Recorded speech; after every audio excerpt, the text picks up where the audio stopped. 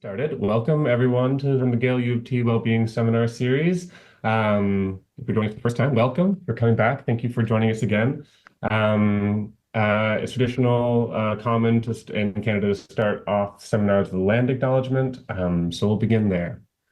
I wish to acknowledge the land on which the University of Toronto operates. For thousands of years, it has been the traditional land of the Huron-Wendat, the Seneca, and the Mississaugas of the First Credit.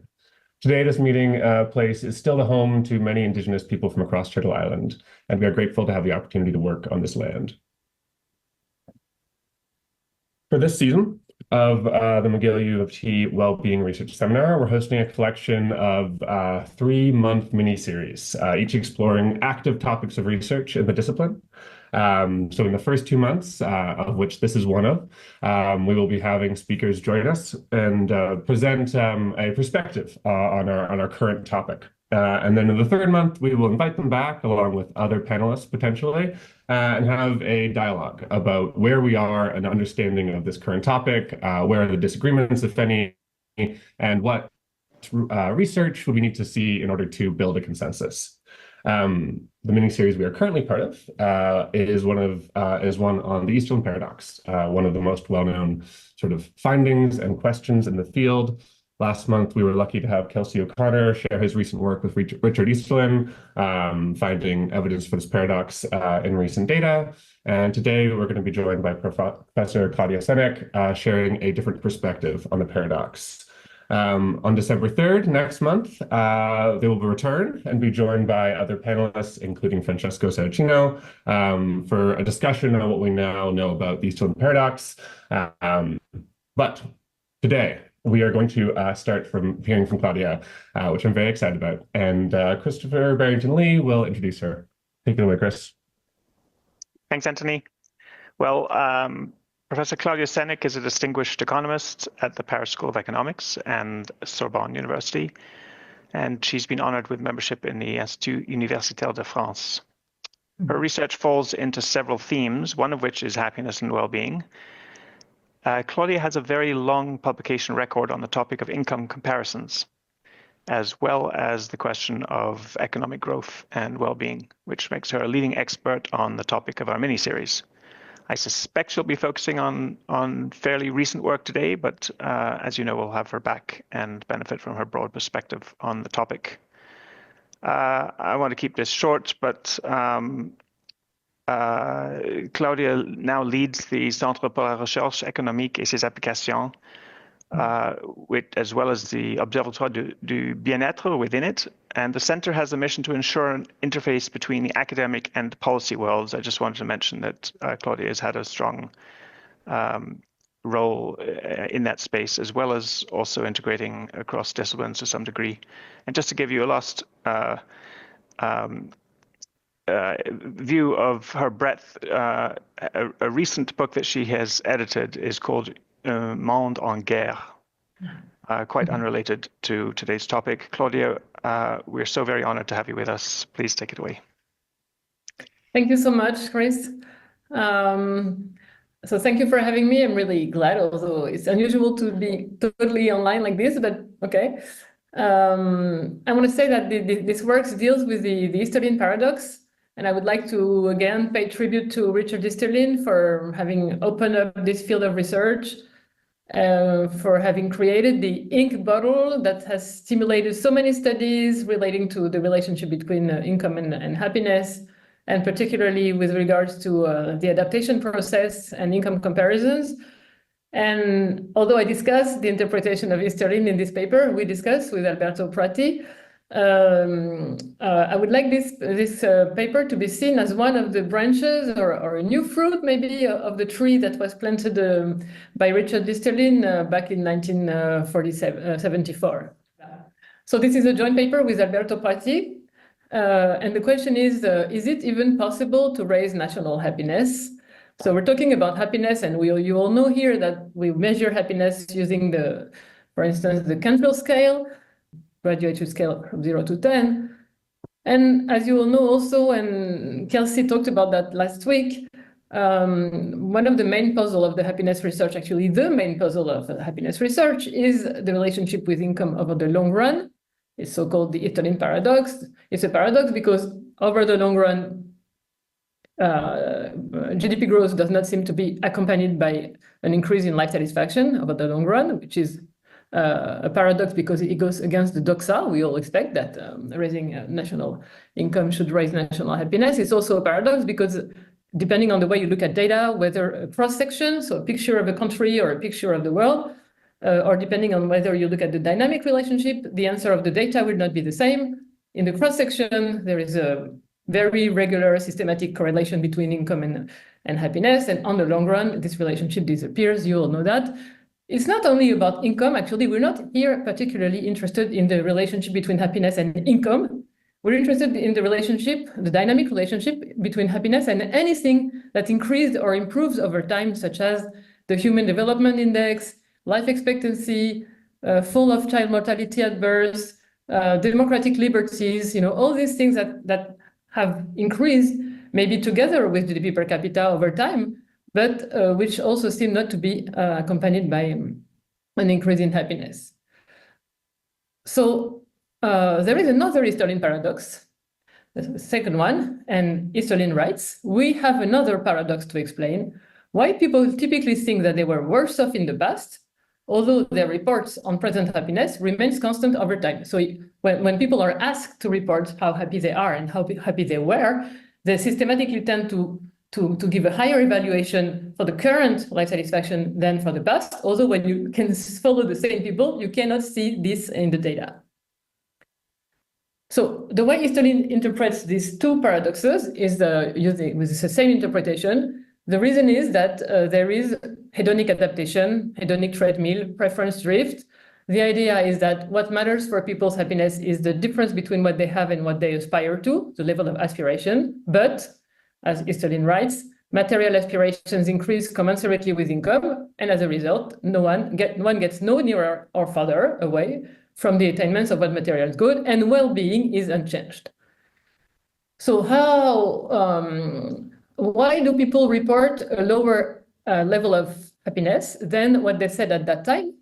Well, this is because when they are asked about the past, they're not thinking about the level of happiness, they're thinking or remembering their actual situation. They are looking at that past situation with the glasses of today, with their current level of aspiration. And so they are judging that this past situation, if it was, for instance, materially lower, must have been a cause for lower happiness.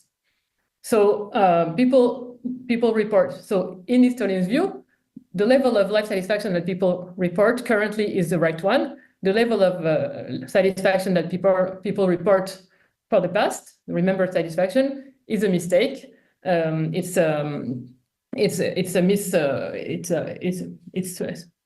flawed. And so because of this hedonic treadmill, because aspirations always increase, people will never become happier just by increasing their level of income. But this does not only apply to income, actually. There's a work by Andrew Clark and co-authors showing that this adaptation process applies to many, many domains of life, even non-material ones, like having friends, where you go on vacation, the schools of your kids. A lot of things are subject to adaptation and comparison. So,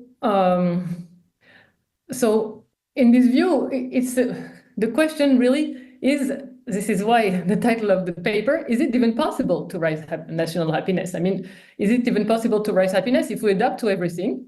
And we are, aspirations always increase together with our attainments. Maybe it's just not possible. And this is a big question for public policy, because then nothing can durably increase happiness.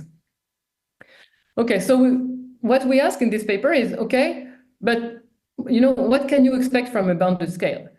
So the scheme is the following, you all know that. So people live in certain circumstances, they have income, their occupation, their friends, marital status, a job, etc., etc. This creates the level of latent satisfaction, and then they have to report the satisfaction on a scale from 0 to 10. But as Ditton wrote a long time ago already, the best possible life for you, that is ask people to think about, is a shifting standard that will move upwards with rising living standards. And according to this view, average national life satisfaction will be a useful measure in the cross-section, but not over time.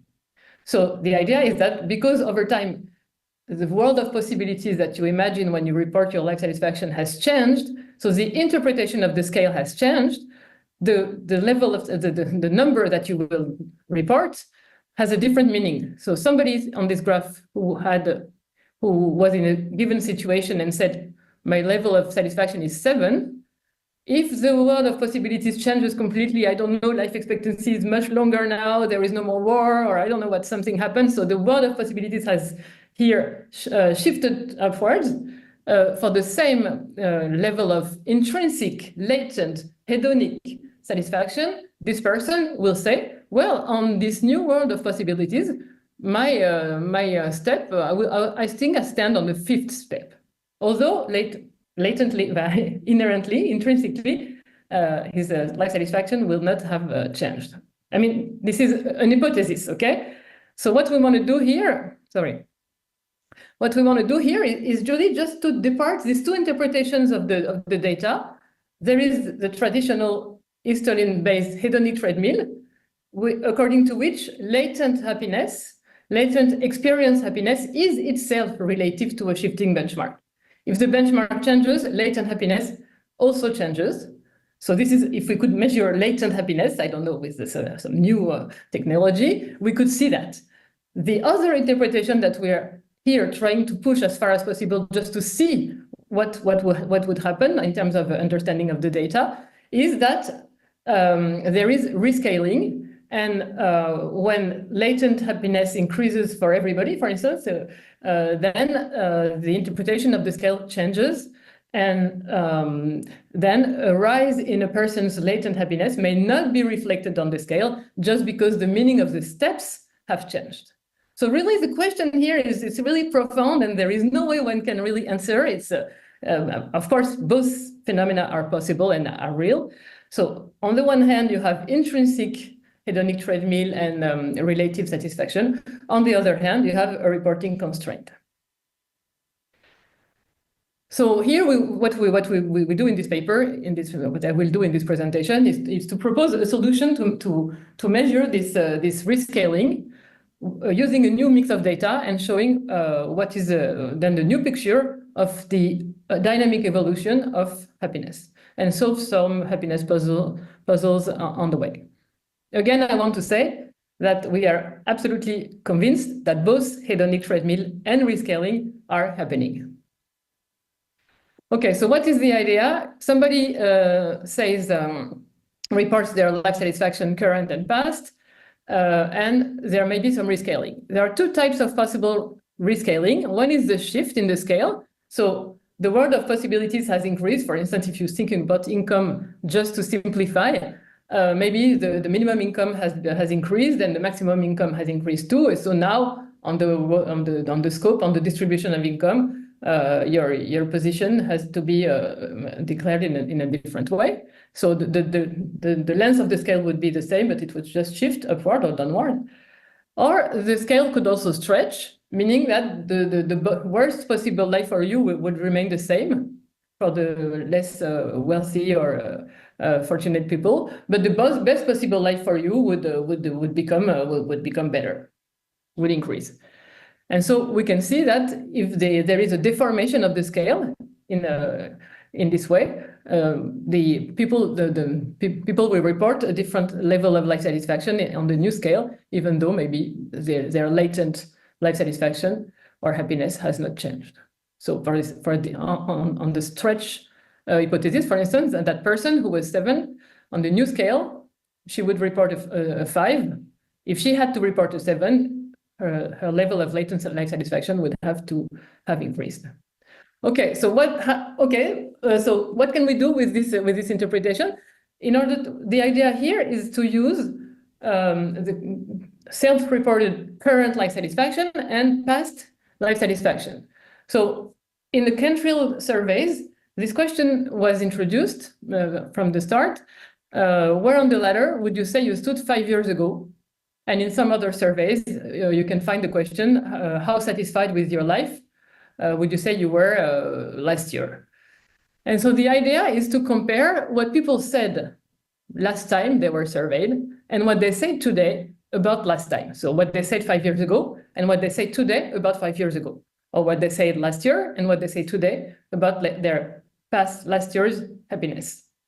So now I'm going to take half a minute to do away with memory bias, because you could think, yes, but the reason why they're not declaring the same level is because they forgot. So it's true that there are memory biases, but there is psychologists have identified what they call the law of recency, which means that it's true that there is an error in a memory bias or a memory imprecision that increases over time. So if you try to remember something that happened yesterday, maybe you remember better than something that happened 20 years ago. Also, it depends on age. So the variance of the error, of the memory error, is increasing with time, but the average, the mean, is fixed. And so we set the memory error here as a parameter that we estimated using an online longitudinal survey, Prolific, where we interviewed people 2 weeks apart. So 1st January 2023 or 24, 17th January. We asked them how satisfied they are 1st January, how satisfied they were 2 weeks ago. There is a 0.11 difference in what they said on the 1st, January 1st, and what they say 15 days later about January 1st. And we use this parameter. We can then discuss what would be the size of this memory error that would completely change our results. Okay, so we have life satisfaction with reported life satisfaction, which depends on what I call latent satisfaction and maybe stretching and shifting of the scale. We have remembered life satisfaction, which also depends on latent, stretch, shifting, maybe, and memory bias. We cannot estimate everything together, so we will try to reconstruct the dynamic chronicle of latent happiness under the assumption either of stretching or shifting. Okay, so there's no need to look at these equations. The only thing that I need to tell you is that so don't look at the equation. So in this case, we assume some stretching of the scale. We interpret the difference between what people said last time and what they said today about last time as the fact that the scale has stretched. In the other case, we interpret the same difference between what people said in the past and what they report now about the past as the fact that the scale has shifted upward or downward. So for each period, we interpret this difference between current and remembered life satisfaction as being due to either stretch of the scale and shift of the scale. And we calculate the extent of this stretch or this shift for every period. Okay? So initially we thought this data was not did not exist, but we found that the Cornell University archives include all the polls. The first poll run by Cantrill himself back in 1959 and continued by Gallup Incorporation. So we retrieved the data and calculated the reconstructed chronicle of dynamic, the chronicle of latent satisfaction that we call the M line, because it's based on memory, the M line. First, I will show you this long run calculation for the USA from 1959 until 2008, when unfortunately the survey stopped asking people about their life satisfaction as of 5 years ago. So this is the data. So you can see the data here. It's not so sometimes the series change. So it was Cantrill, then US polls, then US social series, etc. What is important here is you have current life satisfaction here. Then you have remembered life satisfaction, what people say about their satisfaction 5 years ago. And here we calculated for you the difference between the two. So you can see that it's always the case that people report a lower remembered past life satisfaction than what they said at that time. we can see here that according to this chronicle, life satisfaction has not increased over time. Of course, because there is a discontinuity in the series. So in the method of surveying, sometimes there are some small jumps, but essentially nothing happens. It's really the Easterlin paradox. Why can't I go down? Okay. So we aggregate this data into five-year periods because the question is about how happy were you 5 years ago? And we assume a uniform distribution within each period of 5 years.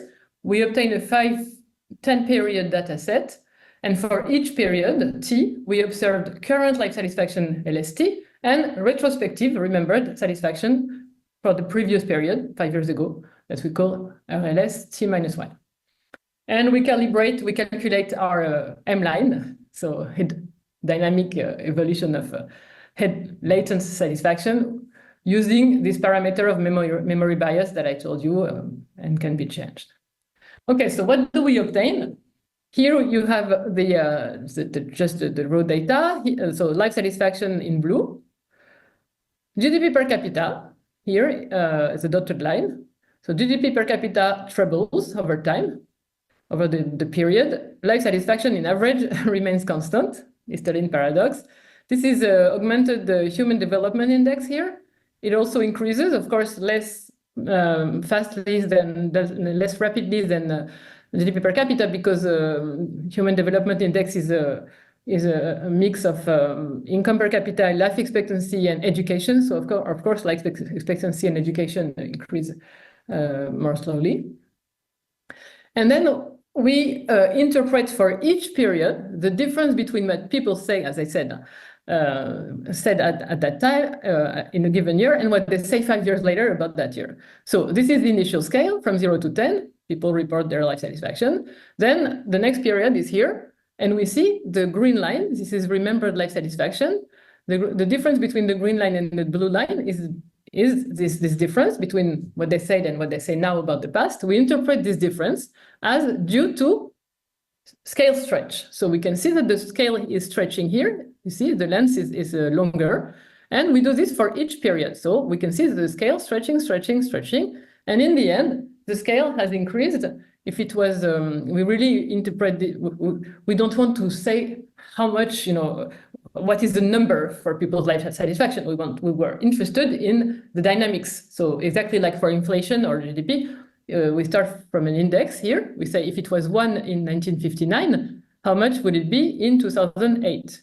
And the answer is, with our measure, it would be here.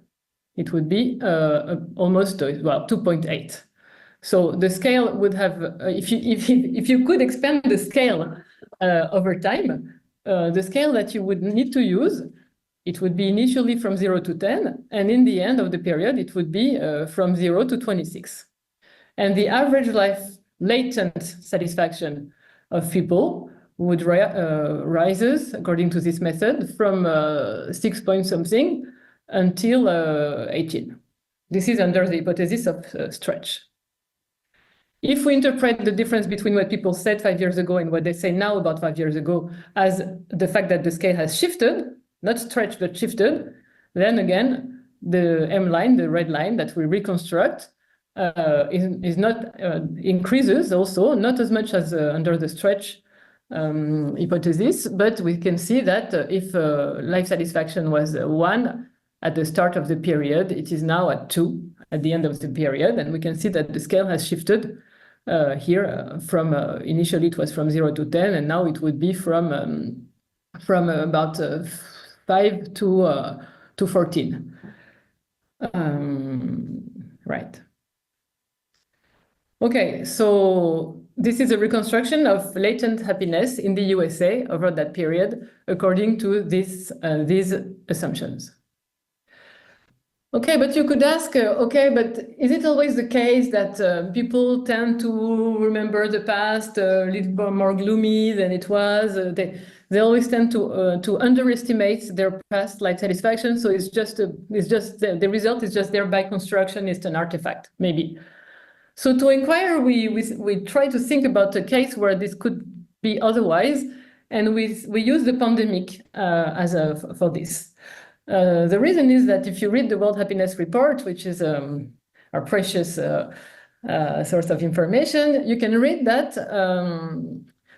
subjective well-being continues to be resilient in the face of COVID-19 in the 2022 World Happiness Report. And it's true that there is no fall, there is no trough in current life satisfaction reported by people in average during COVID, during the period of lockdown and COVID. Okay, so in order to explore this, we use two short run time series. One is the well-being module of the French Consumer Confidence Survey that we have. So with the Wellbeing Observatory that I'm in charge of, together with INSEE, we have a quarterly survey of a sample of cross-sections of the French population, 2,000 people every quarter. And we ask them 20 questions about life satisfaction. In particular, we ask them, how satisfied are you with your life currently, and how satisfied were you last year? So here is the just current life satisfaction over time. You see that nothing happens. It's the average over the 4 quarters. And then if again, we interpret the difference between what they say about last year's happiness and what they said last year, we can see that in 2020, there was a shrink in the scale that, well, the difference here between the green line, the reported remembered life satisfaction and what they said at the time, if we interpret it as a possibility of a scale stretch or shrink, we see that the scale has shrunk here in 2020 and increases again once we exit the pandemic. And under the assumption of shifting of the scale, we can see here the graduation starts at 5, so 0 would be lower here. But you can see that the scale is shifting downwards in 2020. We see this again, to be clear, thanks to the interpretation of what people say in 2021. Okay. The other thing we do is we use a question that was introduced in 2022 in the SOAP innovation sample. How satisfied were you with your life in each of the last 5 years? So people answer in 2022 about their life satisfaction back in 2020, 2029, 2020, 2018, 17, etc. So we can compare what they said at that time, its panel, with what they say then 5 years ago or 3 years ago about that time. So again, the blue line is just the chronicle of what people reported in terms of life satisfaction. And the red line is the reconstructed M line, the latent hedonic line, based on the interpretation of the difference between what people said in the past and what they say now about their past satisfaction. And we can see that when you do this, you start from 2010, 22, people really remember that they were less happy in 2020, although they did not say that. And the scale seems to have shrunk a lot in 2020 or shifted downwards a lot in 2020. Last thing in the same spirit is the war in Ukraine. So in 2023, the Gallup World Poll accepted to collect data on retrospective life satisfaction 5 years ago, as they used to do in the past around the world. Here we just look at Ukraine. And so if you look just at the current reported life satisfaction, during the pandemic, life satisfaction in Ukraine seems to have increased by 0.5 point. And returned to its previous level after the Russian invasion. So the combination of lockdowns and war had no effect, maybe, according to this data, would have had no effect on the Ukrainians' life satisfaction, which is strange. So if you look at what the level of life satisfaction in 2023, you can compare it with the level that people declared in average 5 years before, and it's the same level, blue line. But if you look at what they say in 2023 about the past, and you can see that here the scale has shrunk in 2023 and that life satisfaction has really fallen. And it's the same if you assume that there is shifting instead of stretching. So I think that now the method is understood. I think I have repeated this 100 times. Okay. So we also do some validation of this method, some psychometric validation, maybe using some micro panel data, which are more short run. So are these data valid? So do they measure things in a sensible way? Do they look reliable? So what we do here is we see how this M line, so this level of latent satisfaction that we reconstruct, how does this M line change depending on what happens in people's life? So we assess the ability of observable life events, like having a kid, quitting a job, finding a job, etc., to predict current life satisfaction or reconstructed life satisfaction M line. So we look at first differences, the change in the M line, depending on the change in people's life circumstances. So here it's a UK online panel that we ran in 2003 and 2004, asking the same question. So current life satisfaction and remembered life satisfaction. And again, we reconstruct the M line using the same method.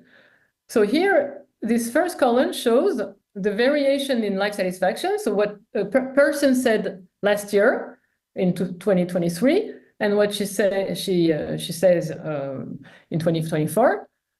Depending on whether her income changed, she had a child, she has a new partner, she has a new job, or she had a loss in her life.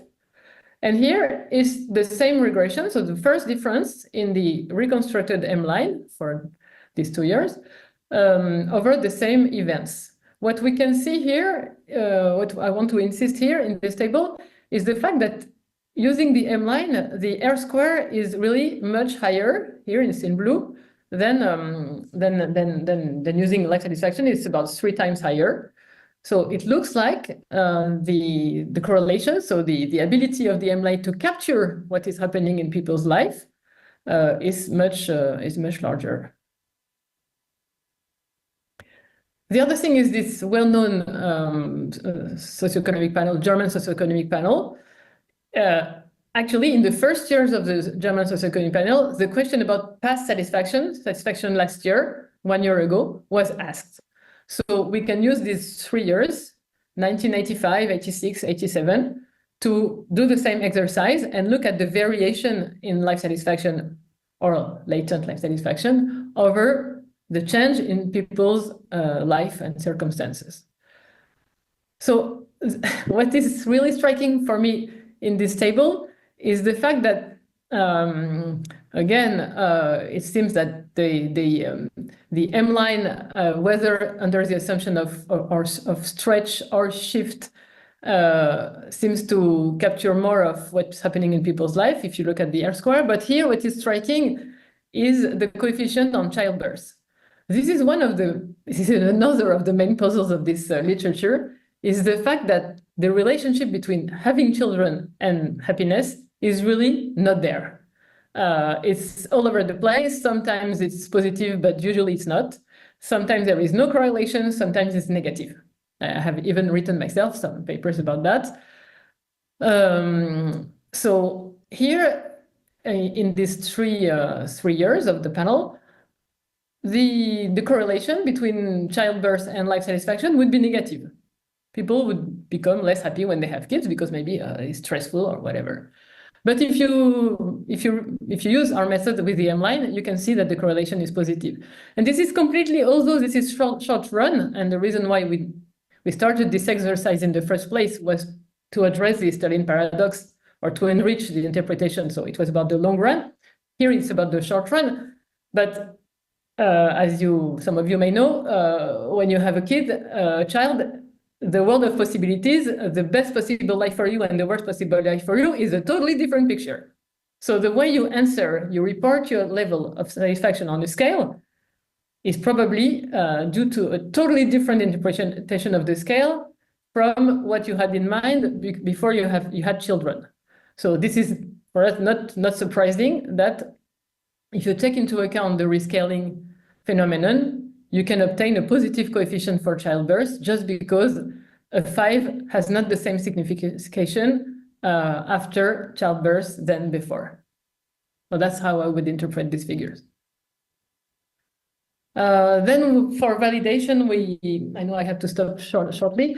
We also do some test retest, classical test retest of remembered life satisfaction. So we asked people about how happy they were 5 years ago, and we asked them this question 2 weeks apart. So again, January 1st, January 17, and so if in principle in 2 weeks there is no rescaling, I mean, for most people there is no reason why there should be rescaling. So we expect no difference, and we find actually no difference.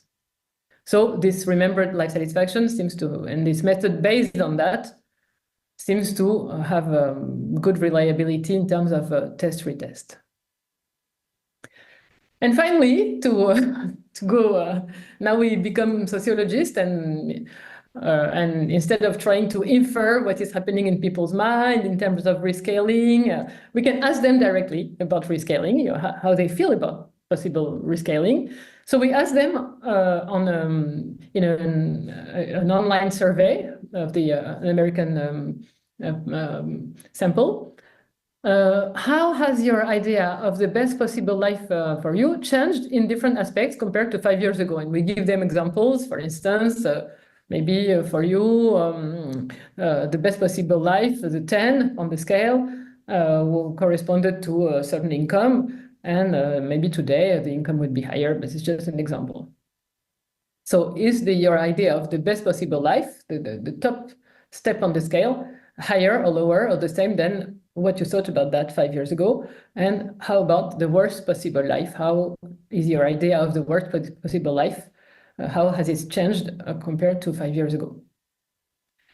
And the answer is that the model perception of this change is consistent with upward scale stretching. So the scale is stretching upwards rather than shifting. So 41% of participants felt that the top of the scale had increased over the last 5 years, and the rest, 38% felt that it had not changed, and the remaining of the sample, 20% perceived a decrease. And for the bottom of the scale, half of the participants thought that the bottom had not changed. So this is suggestive, of course, but it seems that the perception that people have of the best possible life, the worst possible life, the set of possibilities has gone through a process of rather upward stretch. So, I mean, this is just to show that it's not only theoretically plausible, but it's also subjectively perceived. Okay, so to conclude, for the sake of time, this rescaling view that we pushed as far as possible to see what would the result be, this rescaling view leads us to, so the idea is that life satisfaction is measured on a context-dependent scale. When we use this and we interpret the reports in this way, we find that over the long run, national happiness in the United States has mostly increased in average. Here we this American data, it was a macro analysis. We compared the average level of life satisfaction and past life satisfaction. So we were like thinking about the representative agent, the representative American agent. So for this representative agent, the average national happiness in average has increased over the long run, not flat. During the pandemic, life satisfaction in Europe has dropped and was not flat. During the Russian invasion, life satisfaction in Ukraine is well below than it used to be before the pandemic and the war. And when we use this panel, short-run data, we obtain well, the results change and the R-squared seem to be much higher. So which of the two time series should we believe? The series of life satisfaction or the M line? Of course, a mix of both. It's a completely different, I mean, this has really profound implications for the way you would think about, I don't know, human condition, because if it's all about hedonic treadmill, there is very little hope of raising happiness durably. If it's about rescaling, then latent happiness can increase, provided you can observe this, provided that you measure it this way. The other conclusion that I've not written here is that it would be really nice to include systematically in surveys of subjective well-being, not only the question about current life satisfaction, but also about past life satisfaction, and at least we could see, according to our assumptions, if the scale has stretched or shrunk, and how latent life satisfaction may have evolved according to these assumptions. So it would be very easy then to interpret, and it would just be one additional question in the survey. So we really advocate for this. Okay. Thank you for your attention, and now I will unshare the document. Thank you very much, Claudia. I'm sure it's evident to everybody that this is provocative but extremely important work. Maybe, so I see, so please raise your hand. You can now, or shortly will be able to unmute yourself as well. If I call on you, and I see Francesca already has a question in the chat, maybe I can kick things off with one of my reactions. And actually, so I'll pose a question, but then explain it. So, and the question is, so after all of this, fairly remarkable evidence, you're ending still with, well, we don't know which of these, and they're just interpretations. So I would love to hear how you get to whatever conclusion you're drawing for yourself. But let me just explain one of my concerns, I guess, which maybe leaves me in the same place. But I mean, I would say that in some sense, the only strength of this bizarre life satisfaction approach is that it doesn't rely on people having their own model about what makes for a good life. So they are supposed to appeal to, really partly to how life feels, as opposed to what society is telling them makes for a good life. And so it's not obvious to me that people can do that in the same way. And yet, when you ask them, their answer is still probably, because they're making this evaluation, it's still probably going to be biased towards the most conspicuous or even quantitatively comparable parts of life. So we have, our responses are probably biased towards those sort of more measurable aspirations, maybe, as opposed to the parts that we're not expecting to be so important, such as the social environment or something. But when we're doing that about the past, we're more likely to use our model and say, oh, well, here are the things I can see were different, and so a sensible person would have felt this way in the past. And if you ask me during the pandemic, and society is telling me life is hell right now, we're all about to on the verge of collapse, I will clearly rely on that rather than doing the actual introspective part. Yes, exactly. So that's a great question. So the question is, what are people thinking about when you ask them about their past satisfaction? It's in Richard Easterlin's articles.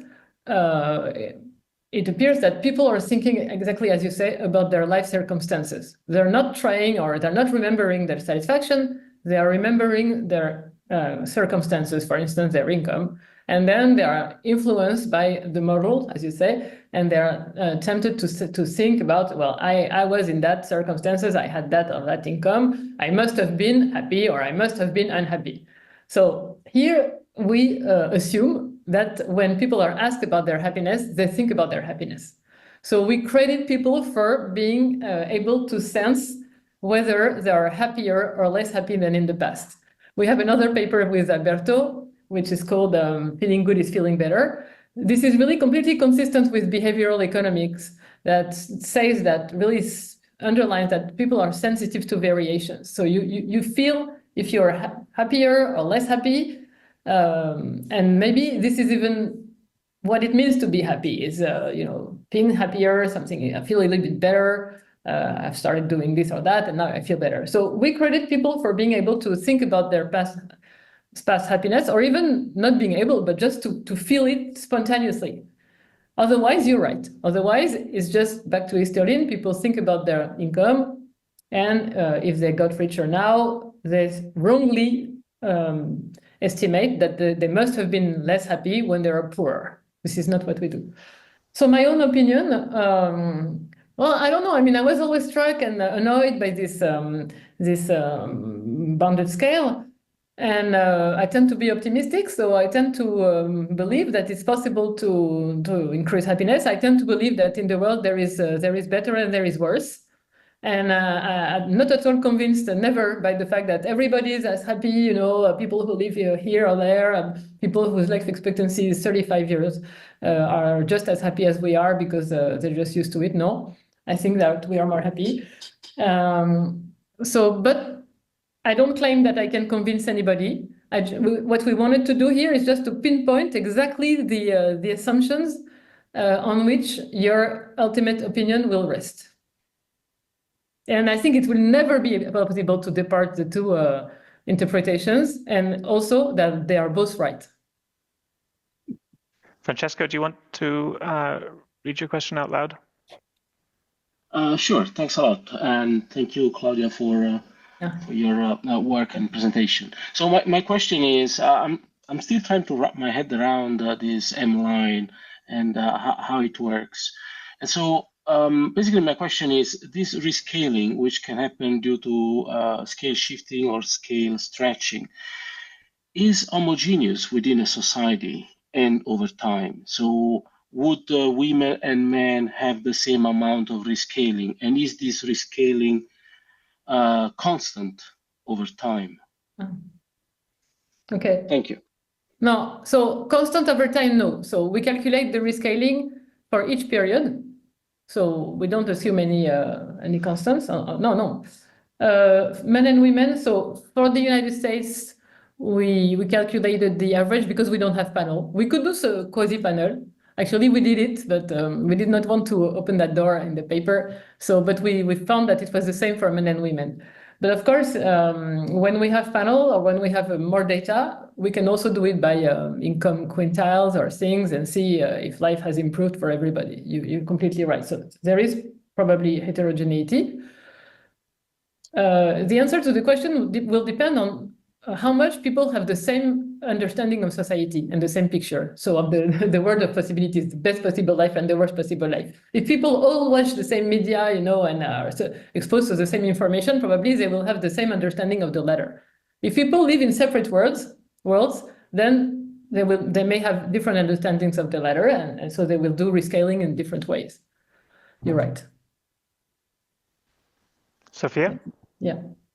Thank you, Claudia. I'll keep it very brief because I know that there's other questions behind me. Otherwise, I would say how much I loved your presentation, but I'll just keep it at that.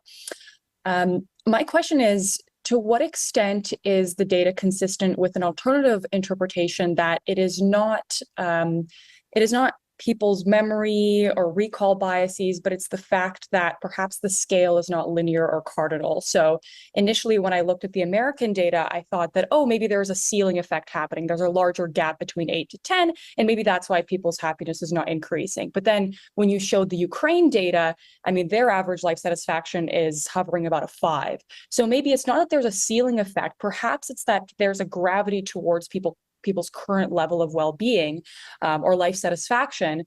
And so what we're seeing here is not that there is like a shift or a rescaling, but rather there are kind of larger gaps between life satisfaction units where people currently are. Yeah. So this is also something that we thought about a lot. It's a great question because so here we refer to the large literature that actually was started by Bernard von Praag and Kapteyn and von Herwarden that ran a lot of experiments to establish what they call the equal quantile assumption. So they show that when you give people you talk to people about a substance, I don't know, height or something, and it's not really measured, and you ask them to position themselves on the scale, what they spontaneously do is divide this total magnitude into equal quantities, into equal deciles, for instance, and then place themselves on this. So these experiments suggest that people use the scale in a cardinal way. This is a plead in favor of cardinality. Otherwise, yeah, it would be too complicated. Otherwise, we cannot say anything. John.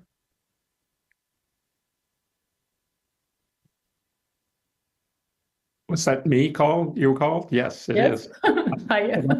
Hi, it's a lovely paper. Thank you very much, you and Alberto, for writing it. The rescaling notion, of course, was implicit in Cantrell's original definition. It's a self-anchoring, striving scale. He assumed that this scale would be redone. Your interpretation during COVID seems to me right on, that people rethought what a good life could be, and they felt they were doing pretty well, given the possibilities which had gone negative during that period. On the stretching versus shifting, I was immediately thinking about whether this growing inequality of well-being, which we're seeing everywhere now over the last decade, speaks to a stretching rather than a shifting, or how does that fit into your interpretation? Yeah, exactly. I think it fits into stretching. So the people are aware of how other people live, and they feel sometimes increasingly frustrated about the comparison. And so they have this idea that the best possible life for is maybe has incredibly improved or what. And so, yeah, I think the more inequality there is in society in terms of well-being, the longer the scale will be. And so the more the upward stretching will happen. And this is what people tend to say, actually, when we ask them, they tend to say that the best possible life for the best possible life, the notion of best possible life would have moved higher. Thank you. Thank you so much, Claudia. That was amazing. We've just reached the end of the hour, so I think we'll stop here. Thank you, everyone, for coming. Thank you so much, Claudia. That was excellent. This is exciting work. Our next session of the mini-series will be on December 3rd. And Claudia will be back, and Kelsey will be back. Francesco is going to join us, and maybe another panelist. We'll announce that along the way. And we'll be sending out reminders about this next seminar, and we're inviting folks, if you have a question that's coming from one of these presentations or thinking about the Easterlin Paradox in general, we're going to invite people's questions to help guide that discussion in December. So that's December 3rd, first Tuesday of December. And we're looking forward to seeing you all then. Thank you so much. Have a good day. Thank you. Thank you, Claudia. Thanks, Claudia. Thank you, everybody. Bye. Thank you, Claudia. Bye-bye. Thank you.